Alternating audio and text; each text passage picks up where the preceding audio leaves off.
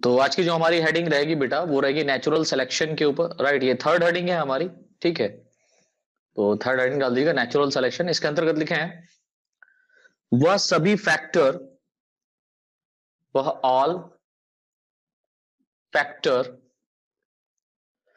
जो किसी जो किसी ऑर्गेनिज्म में जो किसी ऑर्गेनिज्म में जेनेटिकल जो किसी ऑर्गेनिज्म में genetical variation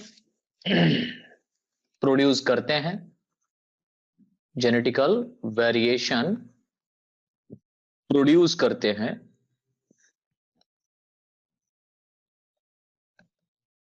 genetical variation produce करते हैं, उन्हें नेचुरल सिलेक्शन कहते हैं। उन्हें नेचुरल सिलेक्शन कहते हैं। अब आपको पता है कि जो जेनेटिकल वेरिएशन है, अगर जेनेटिकल वेरिएशन नहीं होगा तो डेफिनेटली नेचुरल सिलेक्शन नहीं होगा। भाई जो जेनेटिक्स के कोड पहले से पाए जा रहे हैं जिस एटमॉस्फेयर में, जिस एनवायरमेंट में, वो उसके लिए है, उस एटमॉस्फेयर के लिए है। अब अगर एटमॉस्फेयर आपको पता है चेंज हो रहा है, जब एटमॉस्फेयर चेंज हो रहा है तो जीन में भी यदि चेंजेस नहीं होगा, राइट, और जीन में अगर चेंजेस नहीं होगा तो वेरिएशन भी नहीं आएगा, देन नेचुरल सिलेक्शन या नई स्पीसीज का भी फॉर्मेशन नहीं होगा। समझ रहे हैं? तो क्या लिखा, उन्हें नेचुरल सिलेक्शन कहते हैं। नैला से लिखे हैं नेचुरल सिलेक्शन द्वारा केवल अपने वातावरण के लिए एडेप्टेड ऑर्गेनिज्म, केवल अपने एटमॉस्फेयर के लिए एडेप्टेड ऑर्गेनिज्म एडेप्टेड ऑर्गेनिज्म को लिविंग रहने के लिए, को लिविंग दैट मीन्स जीवित रहने के लिए सेलेक्ट किया जाता है, सेलेक्ट किया जाता है तथा इन ऑर्गेनिज्म में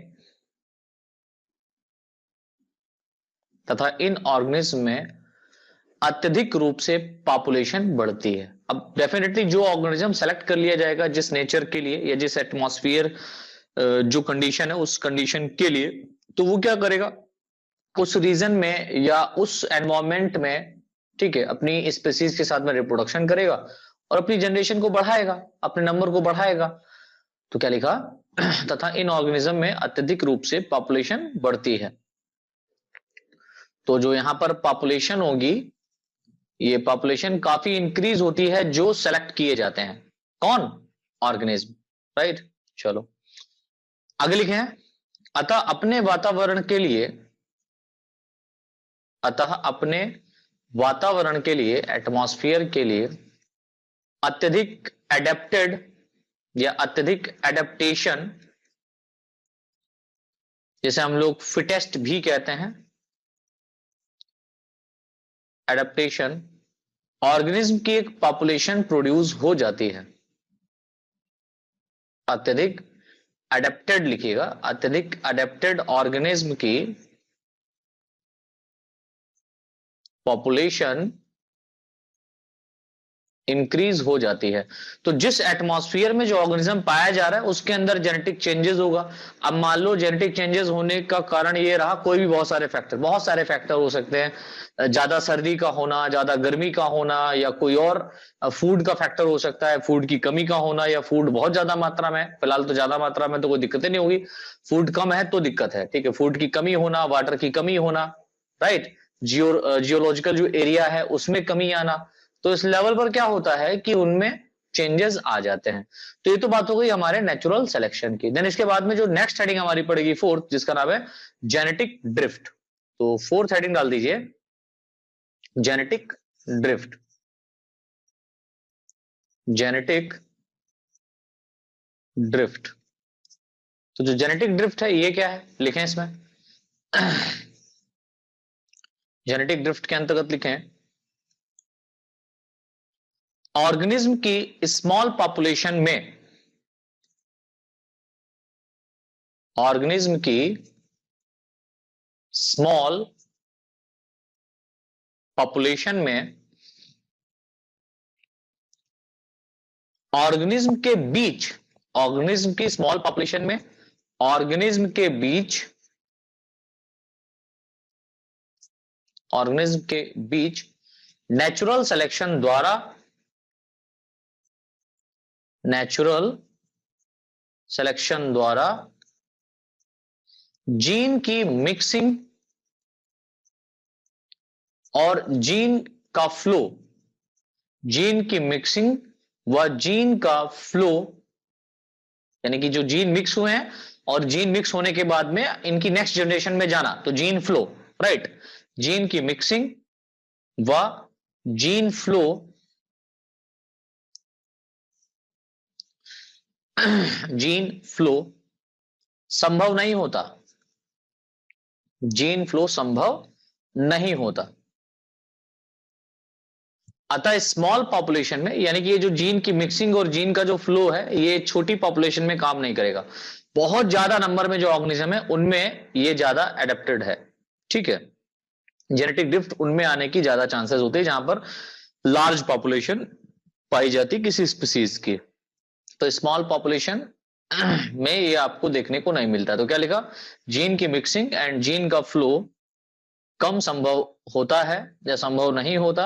अतः स्मॉल पॉपुलेशन में नेचुरल सिलेक्शन का सिग्निफिकेंस, स्मॉल पॉपुलेशन में नेचुरल सिलेक्शन का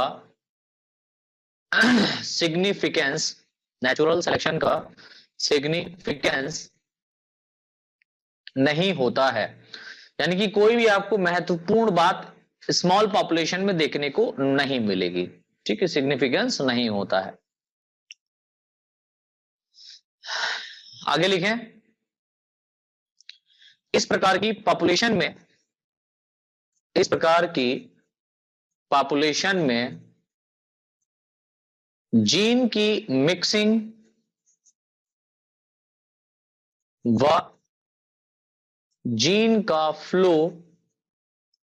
जीन की मिक्सिंग व जीन का फ्लो किसी अदर रीजन, किसी अदर रीजन से होता है। जीन की मिक्सिंग तथा जीन का फ्लो किसी अदर रीजन से होता है। तो हम ये देखिए, ये जेनेटिक ड्रिफ्ट कहने का अर्थ क्या है। जेनेटिक ड्रिफ्ट जो है वो डेफिनेटली ऐसा एक चेंजेस है जो अचानक से जीन में परिवर्तन ला देता है, ठीक है। अब अगर आप स्मॉल पॉपुलेशन को देखें और स्मॉल पॉपुलेशन में अगर आपको वहां पर नई वैरायटी देखने को मिलती है, नई स्पीसीज देखने को मिलती है, तो डेफिनेटली उसके अंदर जीन के अंदर चेंजेस हुआ होगा, ठीक है। और ये जेनेटिक ड्रिफ्ट कुछ भी हो सकता है, बढ़ भी सकता है जीन, घट भी सकता है, लाइक म्यूटेशन, म्यूटेशन में जीन बढ़ भी सकते हैं और घट भी सकते हैं, समझ रहे हैं। तो यहां पर जो जीन फ्लो जो हो रहा है या जीन का जो यहां पर मिक्सिंग हो रहा है वो किसी अदर रीजन से होता है, ठीक है। ध्यान से लिखे हैं, किसी स्मॉल पॉपुलेशन, इसको इन्वर्टेड कॉमा में लिख लीजिएगा, किसी स्मॉल पॉपुलेशन, किसी स्मॉल पॉपुलेशन में जीन फ्रीक्वेंसी, किसी स्मॉल पॉपुलेशन में जीन फ्रीक्वेंसी में चेंजेस, जीन फ्रीक्वेंसी में चेंजेस व जीन फ्रीक्वेंसी का एक साइड से, व जीन फ्रीक्वेंसी का वन साइड से, एक साइड से दूसरी side, second side, gene frequency का एक साइड से दूसरी साइड अचानक से शिफ्ट होना, सडनली शिफ्ट होना या अचानक से शिफ्ट होना जेनेटिक ड्रिफ्ट कहलाता है। तो यहां पर कहा गया कि स्मॉल पॉपुलेशन में ये जो जीन फ्रीक्वेंसी देखने को मिलती है, जैसे कि डेफिनेटली क्या है कि जो उनके पेरेंट्स हैं, उनके पेरेंट्स में जो जीन का ढांचा है वही उसी तरीके का जीन का ढांचा हमको उनके ऑफस्प्रिंग में भी देखने को मिलेगा। लेकिन क्या हो जाए कि इनके अंदर जो गैमीट फॉर्मेशन हो रहा है इन ऑर्गेनिज्म में, इनके गैमीट फॉर्मेशन के समय इसमें कुछ चेंजेस हो जाए, राइट। और चेंजेस होने का अर्थ है कि जीन की फ्रीक्वेंसी में क्या है, अदला बदली हो जाए, ठीक है। जीन की फ्रीक्वेंसी में अदला बदली हो जाए, यानी कि जो जीन फ्रीक्वेंसी चल रही है वो ना हो करके दूसरी हो जाए, या पैटर्न बदल जाए, जिसके कारण क्या हो जाएगा, जेनेटिक ड्रिफ्ट हो जाता है। यानी कि एक जो फ्लो चल रहा होता है वो रुक जाता है और फिर नया फ्लो चालू हो जाता है, ठीक है। तो क्या लिखा, जेनेटिक ड्रिफ्ट कहलाता है। नए लाइन से लिखे, जेनेटिक ड्रिफ्ट को जेनेटिक ड्रिफ्ट को स्मॉल पॉपुलेशन में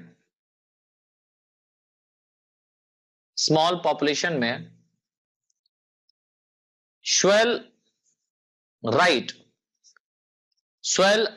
द्वारा, एक वैज्ञानिक है, स्मॉल पॉपुलेशन में स्वेल राइट द्वारा एक्सप्लेन्ड किया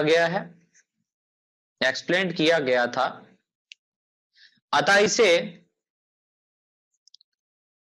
स्वेल राइट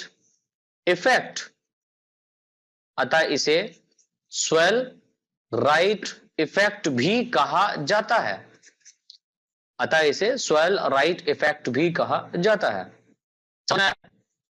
तो ये तो बात हो गई हमारे जेनेटिक ड्रिफ्ट की। जैसे ही जेनेटिक ड्रिफ्ट कंप्लीट होता है, देन उसके बाद में यहां पर हमको देखने को मिलता है आइसोलेशन। तो नेक्स्ट हेडिंग यहां पर जो पड़ेगी वो पड़ेगी आइसोलेशन, राइट। तो फिफ्थ हेडिंग यहां पर डाल दीजिए, आइसोलेशन। अब ये क्या है, इसके बारे में लिखे हैं, डिफरेंट रीजन से किसी पॉपुलेशन, डिफरेंट रीजन से किसी पॉपुलेशन, यानी जो जनसंख्या है उसकी बात हो रही, डिफरेंट रीजन से किसी पॉपुलेशन से स्पेसिफिक स्पीसीज का, समझना, स्पेसिफिक स्पीसीज का सेपरेशन, यानी कि अलग या एकांकीकरण, सेपरेशन आइसोलेशन कहलाता है। तो यहां पर ही हमने जाना कि डिफरेंट रीजन में जो पॉपुलेशन पाए जा रहे हैं, उन पॉपुलेशन में जो स्पेसिफिक स्पीसीज है, एक जो विशेष प्रकार की स्पीसीज है, वो अपनी एंसेस्टर स्पीसीज से सेपरेट होकर के एक नई स्पीसीज के रूप में दिखाई देने लगे। तो उसी को हम लोग बोलते हैं क्या, आइसोलेशन, ठीक है। आगे लिखें, यह आइसोलेशन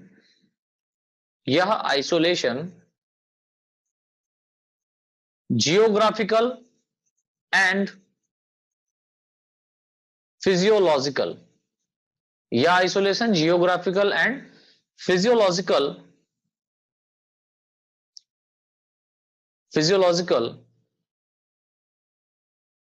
रीजन में या रीजन से हो सकता है, जियोग्राफिकल व फिजियोलॉजिकल रीजन से हो सकता है। यानी कि कारण इसका क्या हो सकता है कि वो जियोग्राफिकल में भी हो सकता है और फिजियोलॉजिकल में भी हो सकता है, ठीक है। रीजन से हो सकता है, अतः इसे जियोग्राफिकल आइसोलेशन व फिजियोलॉजिकल आइसोलेशन, अतः इसे जियोग्राफिकल आइसोलेशन व फिजियोलॉजिकल आइसोलेशन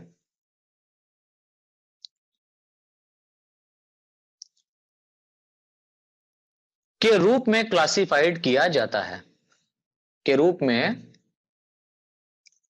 क्लासिफाइड किया जाता है, ठीक है। नए लाइन से लिखे हैं, जियोग्राफिकल आइसोलेशन, जियोग्राफिकल आइसोलेशन मुख्यतः मेनली फिजिकल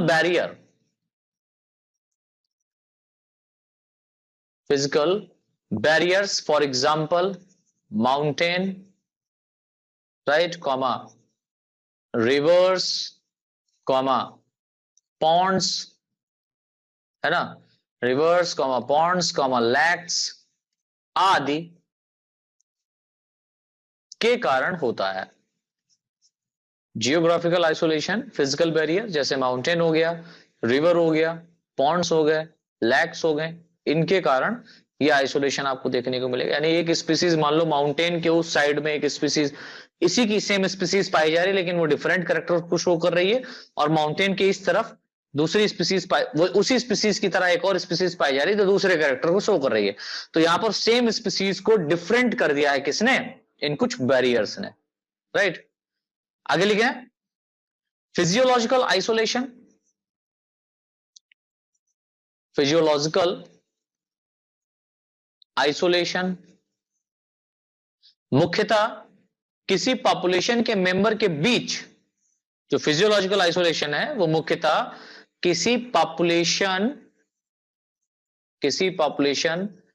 के मेंबर के बीच, यानी कि जो सदस्य पॉपुलेशन में पाए जा रहे हैं उनके बीच टुगेदर हाइब्रिडाइजेशन ना हो पाने के कारण होता है। हाइब्रिडाइजेशन ना हो पाने के कारण होता है। तो जियोलॉजिकल जो आइसोलेशन है वो फिजिकल बैरियर इसमें आपको देखने को मिलेंगे, माउंटेन, रिवर, पॉन्ड्स, लैक। और फिजियोलॉजिकल आइसोलेशन में पॉपुलेशन के बीच में जो पॉपुलेशन के सदस्य पाए जा रहे हैं, इस पॉपुलेशन में सदस्य पाए जा रहे हैं, उनके बीच में हाइब्रिडाइजेशन ना हो पाने के कारण आइसोलेशन होता है। ठीक है, नेक्स्ट यहां पर जो हेडिंग पड़ेगी वो रहेगी हमारी ओरिजिन ऑफ न्यू स्पीसीज। अब आइसोलेशन के बाद में क्या होगा, ओरिजिन ऑफ न्यू स्पीसीज। अब यहां पर नई स्पीसीज का ओरिजिनेट होगा। ठीक है, कैसे होगा लिखें इसमें, मैंने पिछले भी बताया है लेकिन यहां पर थोड़ा सा थ्योरी चेंज हो जाएगी, तो लिखें इसमें किसी स्पीसीज के मेंबर, किसी स्पीसीज के मेंबर यदि डिफरेंट एटमॉस्फेयर में, यदि डिफरेंट एटमॉस्फेयर में पाए जाते हैं तथा अपनी स्पीसीज के प्रत्येक मेंबर से, तथा अपनी स्पीसीज के प्रत्येक मेंबर से डिफरेंट टाइप के बैरियर के कारण, डिफरेंट टाइप्स के बैरियर्स के कारण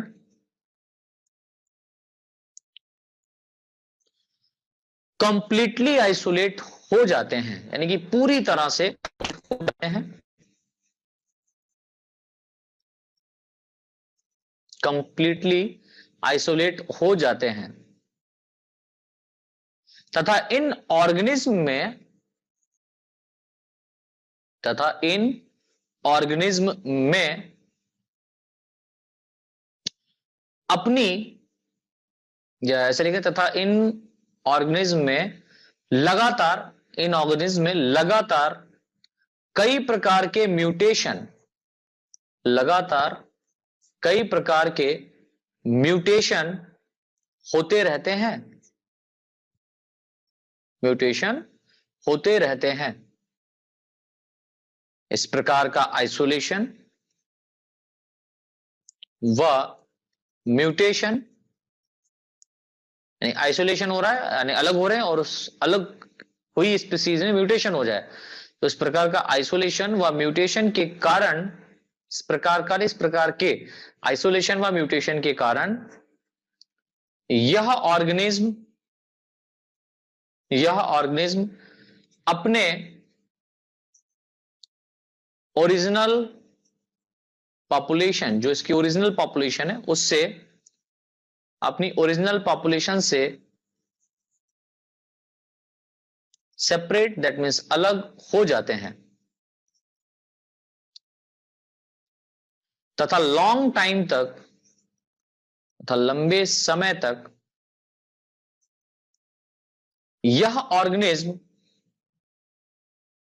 तथा लंबे समय तक यह ऑर्गेनिज्म अपनी पॉपुलेशन से आइसोलेट यानी अलग रहने पर एक नई स्पीसीज के रूप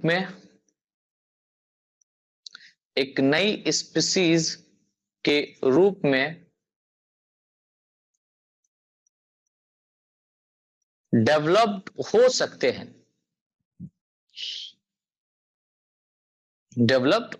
हैं एक लाइन छोड़ करके लिखे, नई लाइन से, ऑर्गेनिक इवोल्यूशन की मॉडर्न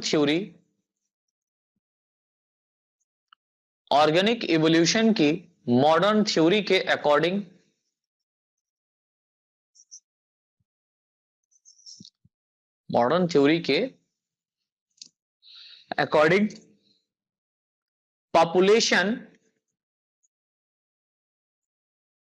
पॉपुलेशन ऑर्गेनिक इवोल्यूशन की यूनिट होती है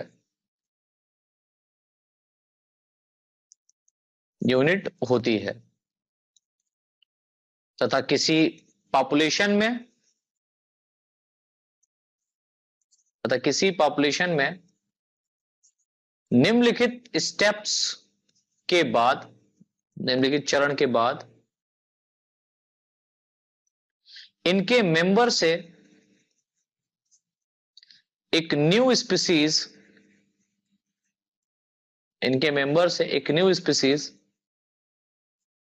डेवलप्ड हो सकती है। तो इस तरीके से बेटा ये हमारा कंप्लीट होता है नियो डार्विनिज्म, राइट। और नियो डार्विनिज्म में जो हमारा यहां पर पॉइंट्स है, जैसे कि जेनेटिक वेरिएशन हो गया, एडेप्टेशन हो गया, नेचुरल सिलेक्शन हो गया, जेनेटिक ड्रिफ्ट हो गया, देन उसके बाद में reproductive isolation, that means isolation बोले तो reproductive isolation and origin of new species, यहां पर हमारा कंप्लीट होता है। इसके साथ साथ ये हमारा यूनिट का टॉपिक भी खत्म होता है, सेकेंड यूनिट का टॉपिक भी खत्म होता है। तो जो सेकेंड यूनिट में कुछ खास बातें रह गई, मतलब 2 टॉपिक अभी और आप लोगों को पढ़ने हैं, एक यहां पर बीएससी पढ़ना है, ठीक है। देन उसके बाद में इसी में हम लोगों को ह्यूमन इवोल्यूशन के बारे में थोड़ा सा चर्चा करना है। तो इन दोनों टॉपिक को हम लोग डिस्कस करेंगे कल।